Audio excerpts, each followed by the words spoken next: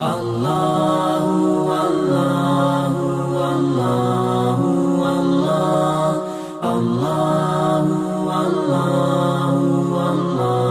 شخص نے پوچھا ہے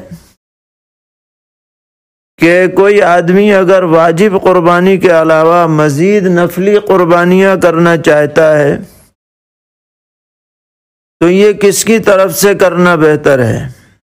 اپنے قریبی مرحوم اعزاء کی طرف سے یا نبی اکرم علیہ الصلاۃ والسلام کی طرف سے؟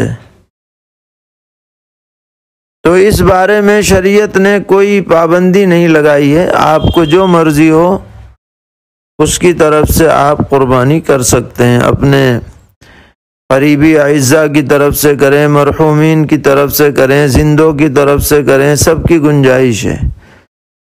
باقی اگر جناب رسول اللہ صلی اللہ تعالی علیہ وسلم کی طرف سے کریں گے تو اور سعادت کی بات ہوگی۔ حدیث میں یہ روایت وارد ہے کہ نبی اکرم علیہ الصلاۃ والسلام نے سیدنا حضرت علی کرم اللہ تعالی وجہ سے فرمایا تھا کہ علی ہر سال میری طرف سے تم قربانی کرتے رہنا۔